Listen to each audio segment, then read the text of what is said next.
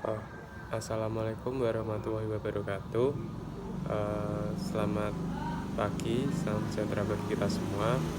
Nah, pada pertemuan ini kelompok kami akan membahas tujuan dan strategi perusahaan. Kelompok 2 terdiri dari Intan Jaya Diana Indar, NPM 4024. Kemudian saya Yulkifli Sulistiono, NPM 4026, dan terakhir Kintan Arvina Damayanti, NPM 4099. Nah, dalam hal ini setiap perusahaan pasti memiliki visi dan misi. Nah, visi dan misi tersebut pasti berisi tentang harapan atau hal yang ingin dicapai dalam karirnya. Nah, perusahaan tersebut menggunakan tujuan dan strategi. Nah, tujuan sendiri itu melambangkan hal yang ingin dicapai. Kemudian strategi tersebut bermakna bagaimana sih cara untuk mencapai tujuan tersebut. Nah, pada presentasi hari ini silahkan menyimak. Yang pertama kita akan membahas tentang tujuan perusahaan. Tujuan itu sendiri merupakan hasil akhir dari perumusan strategi. Nah, dalam banyak bisnis, memperoleh tingkat keuntungan yang memuaskan merupakan tujuan paling penting. Namun ada juga yang hanya sekedar memperoleh pangsa pasar yang luas sebagai tujuan, seperti halnya organisasi nirlaba. Nah, untuk tujuan perusahaan yang pertama yaitu tingkat keuntungan. Tingkat keuntungan biasanya diungkapkan melalui rumus return on investment dengan dua rasio. Digambarkan seperti berikut. Pendapatan dikurangi biaya dibagi dengan pendapatan, lalu dikalikan pendapatan dibagi dengan investasi. Nah, tingkat keuntungan di sini mengacu pada laba jangka panjang, tidak hanya sekedar laba tahun berjalan saja. Pada tingkat keuntungan terdapat beberapa hal. Yang pertama, maksimisasi nilai pemegang saham. Nah, nilai pemegang saham dalam hal ini mengacu pada harga pasar saham perusahaan. Banyak yang meyakini bahwa laba yang memuaskan merupakan pernyataan yang lebih baik daripada maksimisasi nilai pemegang saham dalam menyebutkan tujuan perusahaan. Satisficing merupakan istilah yang lebih tepat daripada maximizing untuk tiga tujuan berikut. Nah, tujuan yang pertama yaitu maximizing berimplikasi pada adanya suatu cara untuk menemukan nilai maksimum di mana suatu perusahaan bisa memperolehnya. Nah, tujuan yang kedua yaitu walaupun optimisasi nilai pemegang saham mungkin merupakan suatu tujuan, hal ini tidak berarti satu-satunya tujuan.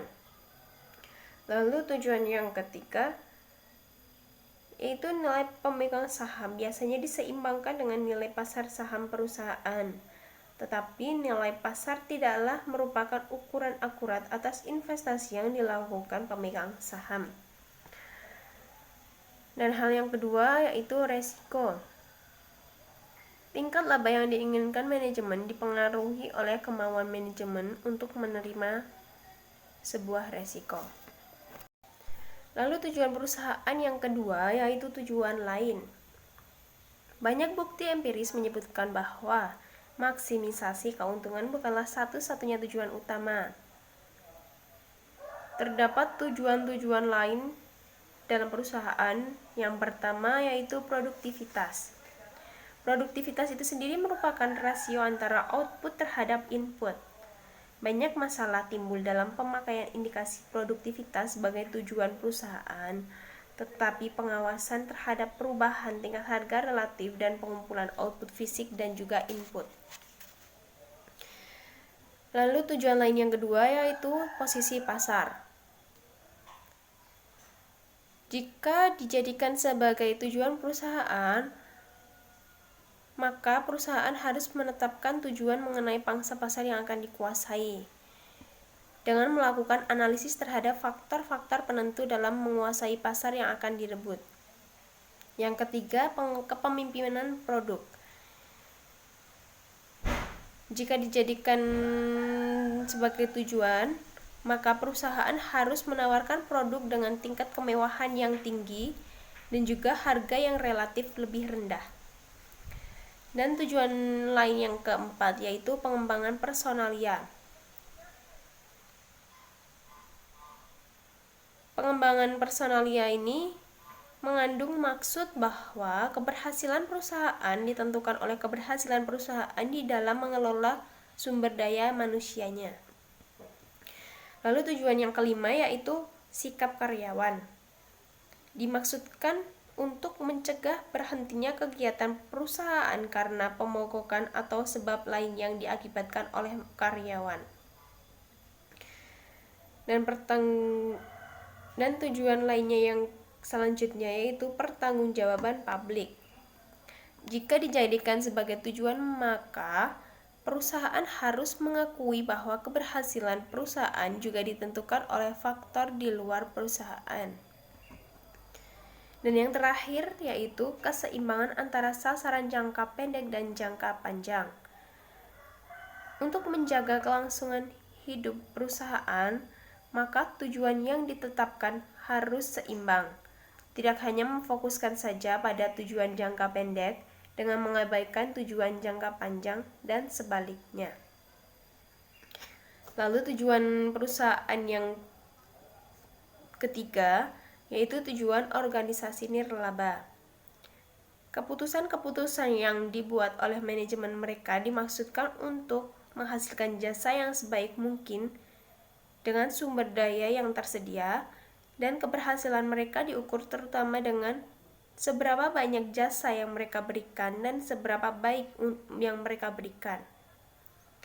Organisasi nirlaba juga mempunyai tujuan mencapai laba, tetapi laba tersebut digunakan untuk dana cadangan dan juga sumber dana perusahaan. Kemudian selanjutnya masuk ke konsep strategi. Nah, konsep strategi perusahaan sendiri itu apa? Konsep strategi perusahaan adalah bagaimana si perusahaan itu melakukan cara-cara untuk mencapai tujuan perusahaan. Nah, menurut Ken R. Andrews, strategi adalah proses evaluasi kelemahan dan kekuatan yang ada pada perusahaan untuk melihat kesempatan dan ancaman pada kesempatan bisnis pada lingkungannya. Nah, pada pendapat beliau yang saya dapatkan itu bagaimana suatu perusahaan itu melakukan kayak riset di lingkungannya. Misal kayak perusahaan tempe. Nah, pada perusahaan tempe tersebut bagaimana cara untuk meningkatkan penjualan yang lebih banyak? Nah, caranya bisa menggunakan internet. Kayak kita melapakkannya di marketplace atau kita membuat website perusahaan. Itu juga merupakan kesempatan untuk meningkatkan penjualan. Nah, ancamannya apa? Mungkin websitenya tersebut dapat dibobol dengan mudah jika penggunaan websitenya tersebut terlalu mudah. Kemudian masuk ke dua tingkatan strategi. Nah, strategi dibedakan menjadi dua bentuk. Yang pertama, strategi perusahaan secara keseluruhan atau tingkat pertama. Nah, dalam hal ini ada pertanyaan kunci seperti dalam bentuk usaha apa perusahaan dijalankan, kemudian misi apa yang harus dilakukan oleh unit usaha. Nah, dalam hal ini itu kesimpulannya itu seperti bagaimana produk yang akan dibuat, terus kemudian misi apa perusahaan tersebut dibuat. Nah, kemudian ada jalan keluarnya itu strategi unit usaha dalam perusahaan tingkat kedua. Nah, pertanyaan kunci di sini itu misi apa yang harus dilakukan dan bagaimana cara unit usaha ini mencapai misi tersebut. Nah, dalam strategi unit usaha dalam perusahaan di tingkat kedua ini lebih dijabarkan bagaimana misi yang telah dituangkan dalam perusahaan itu agar tercapai. Nah, kemudian masuk pada tahap strategi untuk tingkat perusahaan.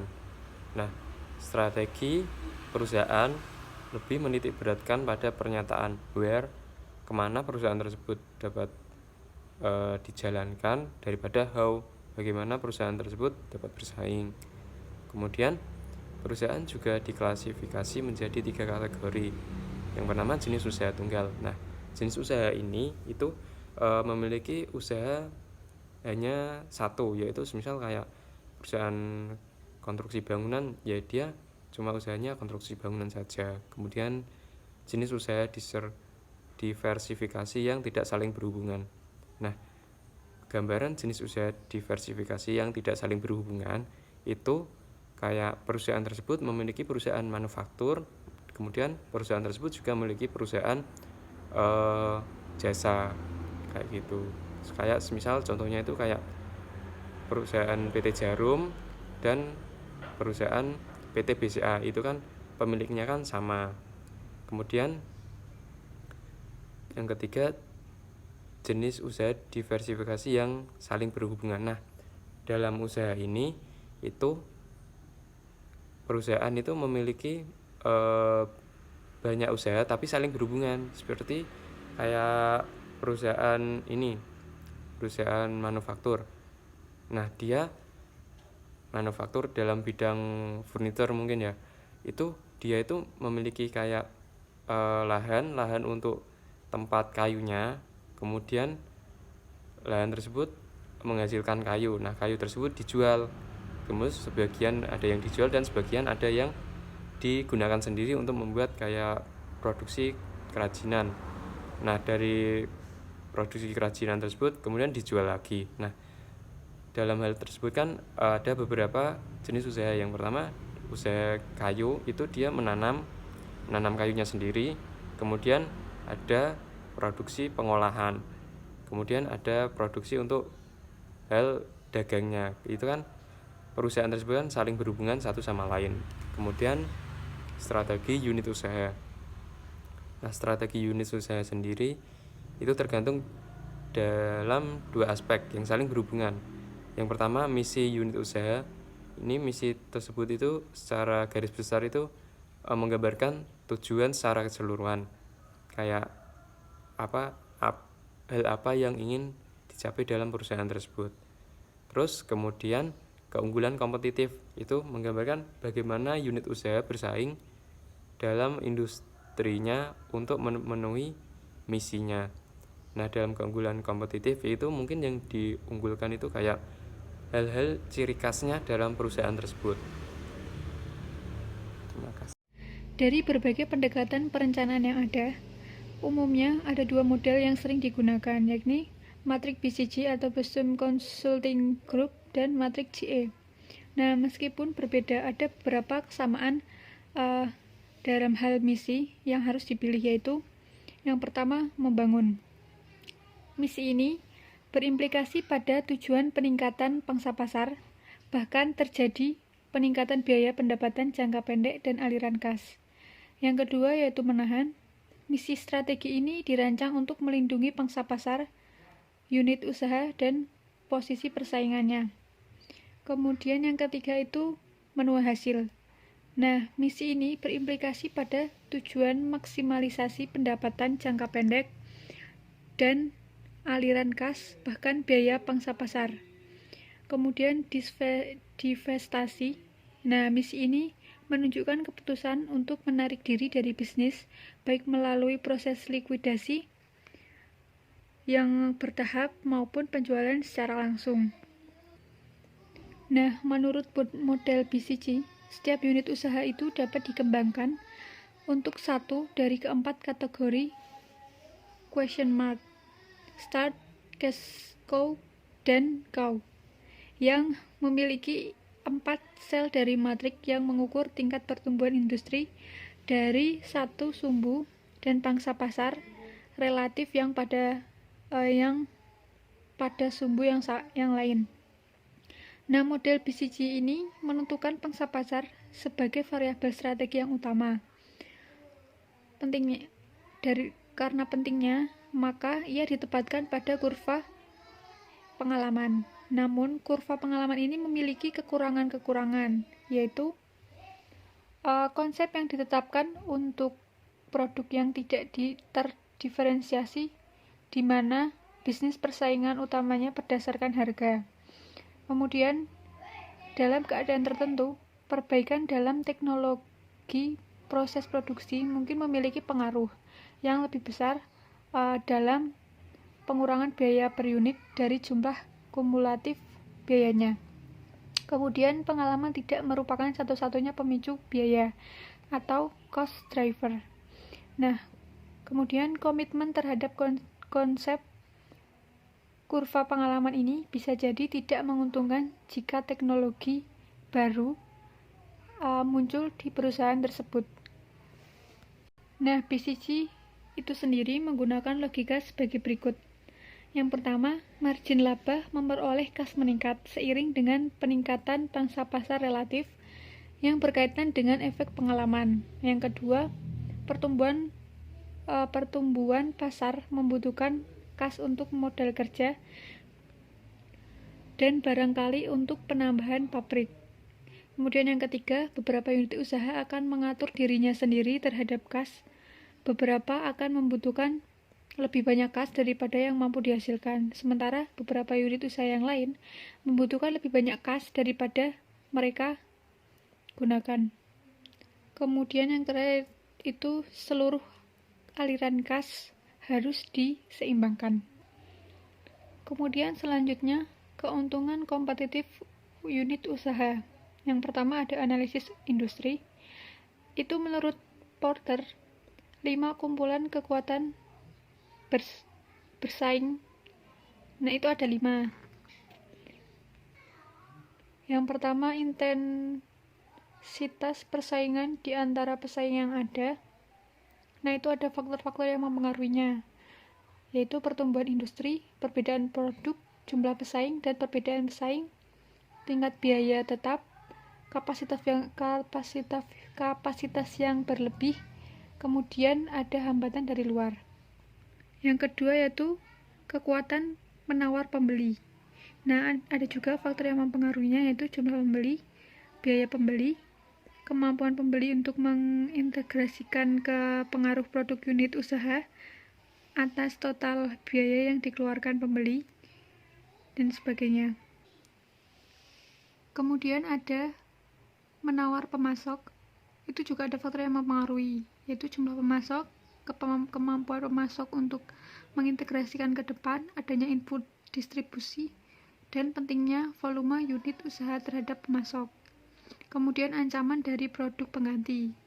Itu faktor yang mempengaruhinya adalah harga bersaing dari produk pengganti, biaya switching pembeli, dan keinginan pembeli untuk mensubstitusi produk yang ada dalam produk pengganti. Kemudian yang terakhir yaitu ancaman dari pesaing baru. Nah, faktor yang mempengaruhi yaitu kebutuhan modal, akses ke jaringan distribusi, skala ekonomi, diferensiasi pabrik, kompleksitas teknologi dari produk maupun proses produksi itu. Kemudian ancaman dari produk pengganti. Itu faktor yang mempengaruhinya adalah harga bersaing dari produk pengganti, biaya switching pembeli, dan keinginan pembeli untuk mensubstitusi produk yang ada dalam produk pengganti.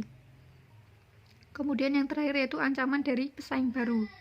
Nah, faktor yang mempengaruhi yaitu kebutuhan modal, akses ke jaringan distribusi, skala ekonomi, diferensiasi pabrik, kompleksitas teknologi dari produk maupun proses produksi itu sendiri, dan sebagainya.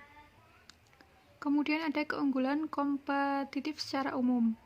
Nah, analisis ilmu kekuatan di atas merupakan titik awal untuk pengembangan keunggulan kompetitif, karena akan membantu mengidentifikasi kesempatan dan ancaman yang ada di lingkungan eksternal.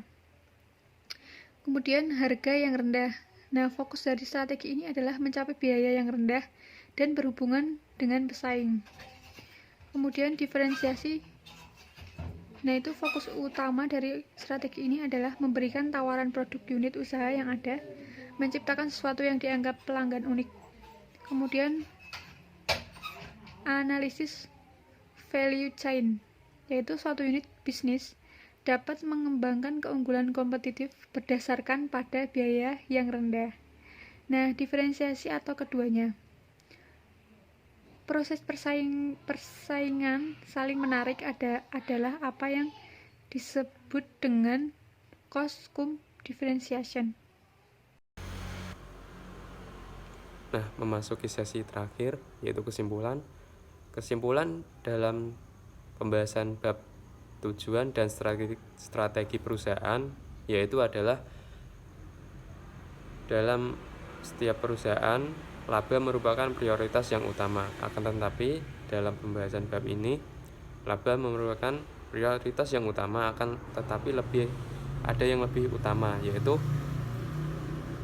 pangsa pasar, terus produktivitas, kemudian karyawan yang memiliki SDM yang tinggi. Itu merupakan sumber aset yang utama untuk memajukan perusahaan tersebut agar lebih maju. Kemudian perusahaan dalam melakukan ekspansi bisnis atau perluasan bisnis untuk tujuan dan strategi perusahaannya juga itu memerlukan beberapa kemampuan, yaitu dalam hal ini perusahaan melakukan riset kemampuannya itu dalam kelebihannya itu apa, kemudian kelemahannya apa dalam suatu produk. Kemudian untuk menganalisis kesempatannya yang ada di dalam pasar, itu perusahaan juga melihat kesempatan dan ancaman. Nah, seperti itu kesimpulan yang bisa saya ambil. Terima kasih. Kami minta maaf apabila kami ada salah. Wassalamualaikum warahmatullahi wabarakatuh. Jika ada yang ingin ditanyakan, silakan bertanya. Terima kasih.